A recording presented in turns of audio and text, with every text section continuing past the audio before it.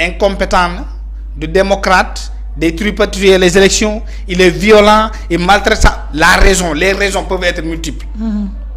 damay ñëw ci sa question bi nga tontu de. dafa am fi ma jógee. waaw ñëwal. léegi ndey laat boo ñëwee def loolu ba pare. woo ki nga gën a wóolu ne ko boy kii du président kii baaxu fii kii buñ ko bàyyi nii day yàq réew mi nañ ko fi jëlee boog mën naa la ak kan xaaral ñu xool suñu gars ñu koy susciter seen biir mooy le premier coup d'état il est d'abord mental ensuite il est devenu verbal parce que yaa ngi koy waxtaanee.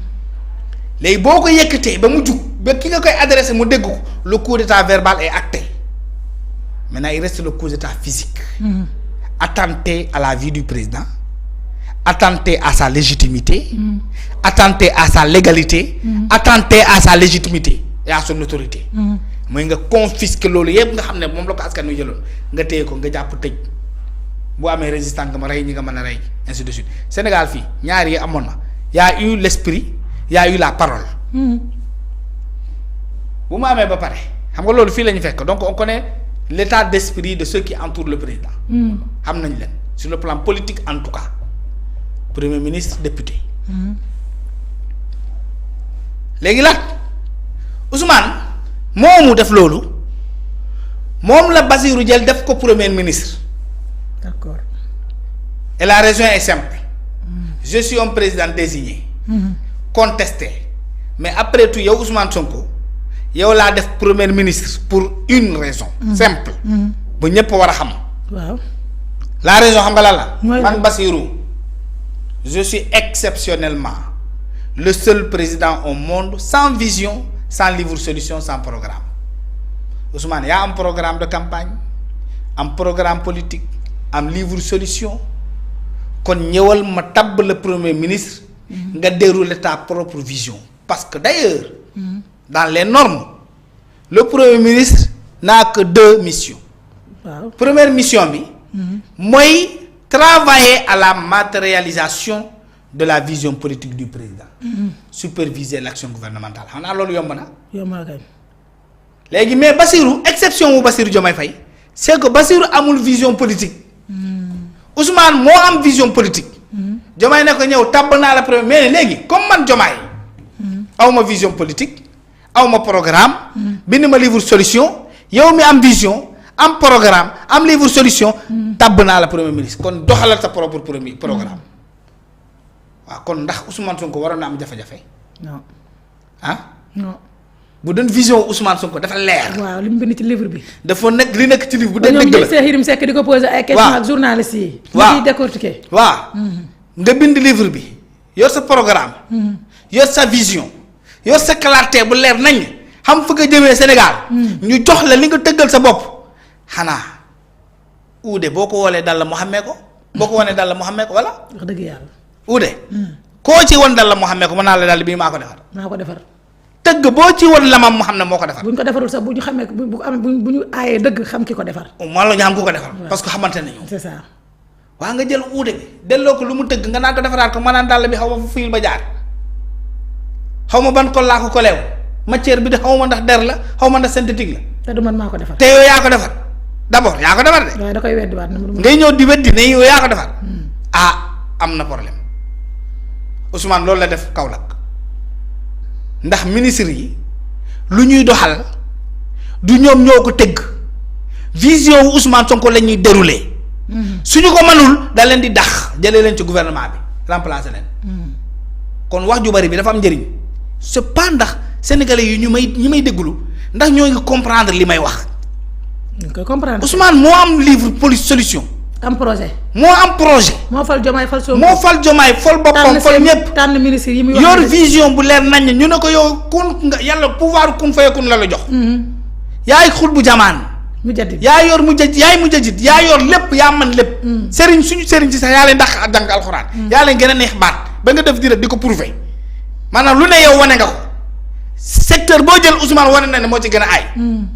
nga jël ministre yi nga jàpp ne ñoo gën a aay ci sénégalais yi.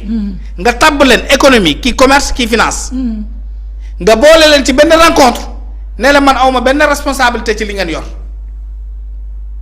sama yoon nekku ci.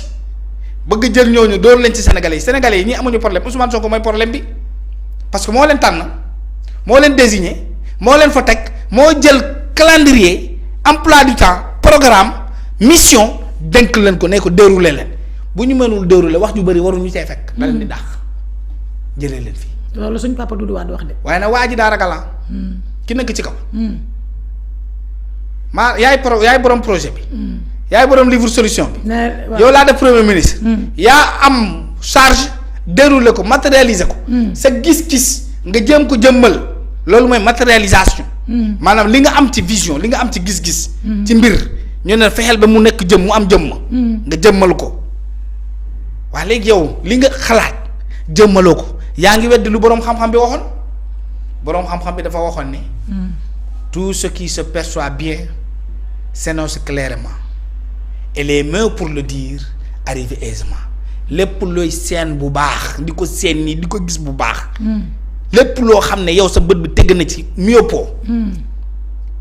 amoo myopie sa bët yàquwul. amoo cataracte kon lu tege sa kanam day leer naññ ci sa kanam. te lu leer sa kanam nga war ko mën a expliquer. léegi pour nga tudd ko day yomb politique na dañ ne boo amee vision bu leer nañ ci li nga bëgg a def moyens yi nga ko war a utiliser yoon wi nga war a jaar day leer sa kanam su leeree sa kanam da nga koy mën a teg ci table bi nit ñi man ko jëfandikoo. Ousmane nag moo waxoon ne am na vision bu claire waaye li mu gis noonu mu leer ci kanam moom mënu ko jëmmal ba muy tuumal ay ministre de l'agriculture c'est un aveu d'échec c'est une trahison. C'est un général qui a abandonné son armée en guerre. Il mérite une seule peine, c'est la pendaison. Un général qui abandonne son armée, qui fuit comme une femmelette, doit être pendu. Loolu dëgg Ousmane a trahi son armée. Doudou Wade dafa war a démissionner. mais loolu mooy pendaison bi. parce que ne li mu wax yëpp dafay prouver ne. moom son incompétence. loolu mooy li ma wax nii yëpp. waaw moom nga wax dama lay. depuis à la fin c'est ça. mooy li ma wax. dàq bi. mooy pendaison bi. je parle en parabole. c'est ça en image. ku comprendre loolu la war a comprendre. d'accord te noonu la demee. et ana Diomaye dans tout ça. ana Diomaye dans tout ça. yaa wóolu nit ki nekk yaa am vision yaa ñu waxoon ne da nga am vision. ba pare nga bëgg un ministre nga ne da nga ma bëgg un premier ministre super fort. waaw yaa woo nit ki nekk dama laa wóolu yaa am compétence yaa yor solution bi yaa yor vision xaw ma ban année. ma jël la woo la 3-6 mois yi 1 an yi dara affaire yu sottiwul ma dem jam ñaar ne nous sommes contraints nous n'avons aucune marge de manœuvre budgétaire.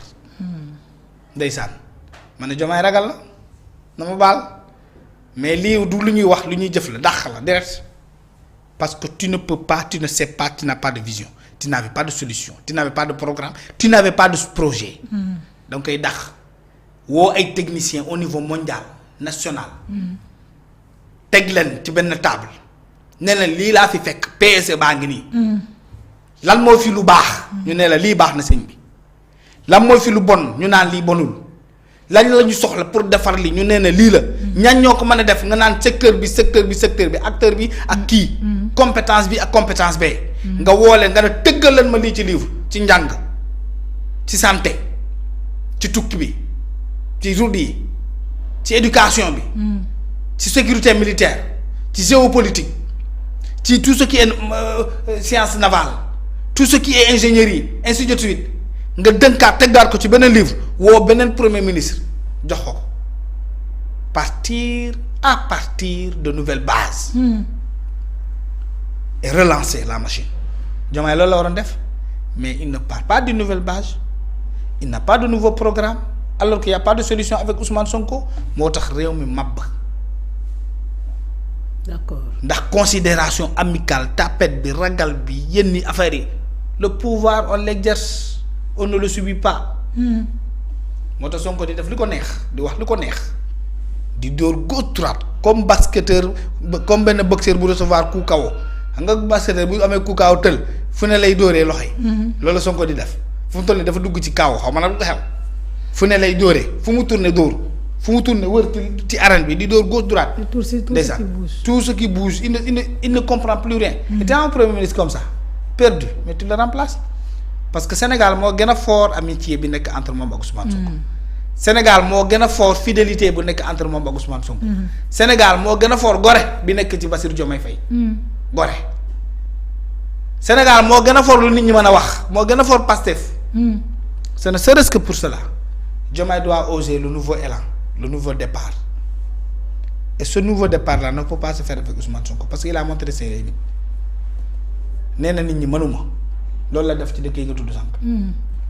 Je suis un premier ministre incompétent qui n'est pas capable d'assumer mais je n'ai de force que dans l'accusation dans l'indexation l'autre pas moi Ousmane est toujours dans c'est l'autre il n'est jamais dans moi kii moo mënul wuti xaalis du man wax leen chiffres yi dëgg yi du man seen résultats yi baaxul rapport 2024 bi ba léegi Ousmane Sonko génnewu ko mooy les données agricoles la de 2024 ba tey génnul kenn xamul lu ñu am ci récolte 2024 alors que loolu ça permet de planifier sur plusieurs raisons xam d'abord le monde de l'agriculture ñaata nit lay employé xam ensuite ñaata lay dugal ci suñu PIB.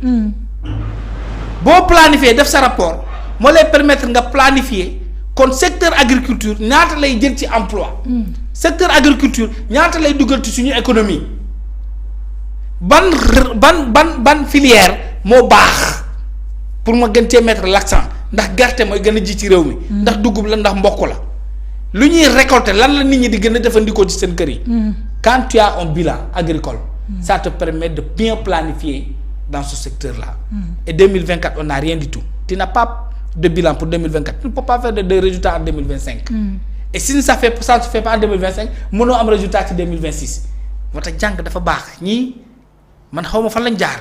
dana waar mais Kandé dafa mel ne tamit tournée économique bi nga xam ne moom la président Bassirou Diomaye Faye defoon ko ci zone Casamance bi premier ministre est-ce que nekkul nit moom it di def tournée économique. non Ousmane daa réer rek muy taxawaalu ci àll bi nee naa la c'est une tournée parce que nag dama seetlu rek président heure bu jaaree c'est une tournée de bavardage agricole. c'est comme ça la vérité. amul leneen. dëgg bi mooy lii ku la wax leneen. waxu la lu xew ku la wax lii wax na la lu xew. y a rien Ousmane tourne pour tourner il va à la gisoo tu ne sens même pas la solennité de l'État. à Kaolack tu as senti la solennité de l'État. non am na lu ñuy woowee solennité de l'État. Quand un premier ministre passe, tu sens que c'est l'État qui passe. Parce qu'il y a le symbole, il y a le dynamisme. Tu ne sens pas le symbole, tu ne sens pas l'État. Parce que Sonko n'est plus dans le cadrage de l'État. Il est dans ses propres choses. État buy romb da nga xam ne nguur mooy romb. da nga xam ne état mooy romb.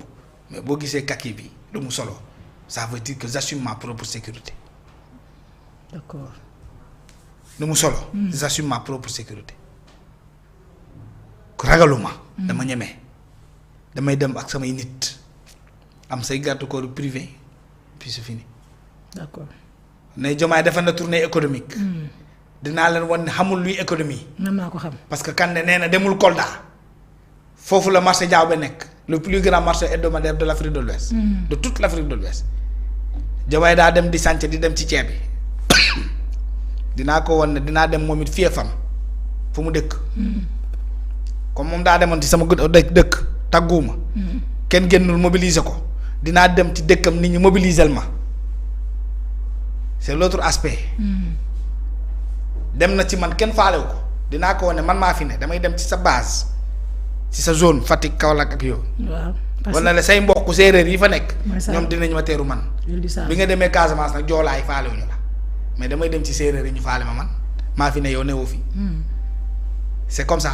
mais nga yor le ministre de l'agriculture yor les services de l'agriculture yor tout ce qui est ingénieur agricole qui sont là yor le ministre lui-même de l'agriculture mu nekk sous sa tutelle li soxlawul loon dem ministre de l'agriculture moo war a dem mu ñëw rendre le compte mais déedéet Diomaye lay wax ne je suis là je suis présent. ah non loolu mooy dëgg. doy na waar en tout cas man gis naa ne président Bassirou Diomaye Faye moom da doon wax dafa bëgg un ministre fort. un premier ministre super fort premier ministre bu aay mais li ma gis nii premier ministre taxaw ne carrément agriculture bi li ci xew yëpp du man ministre des finances la ak Mabouba Diagne gisaguma premier ministre super fort Cheikh Tidiane Kandé bu ñu jógee ci loolu dinañ dugg nag ci ki nga xam ne moom mooy Ismaïla Madior Fall ak Aïssatou Sophie Gladima mi nga xam ne haute cour de la justice daf leen woowaat ndax ñoom nag dañ ki ci mel ne Ismaïla Madior Fall dañ ko accusé de corruption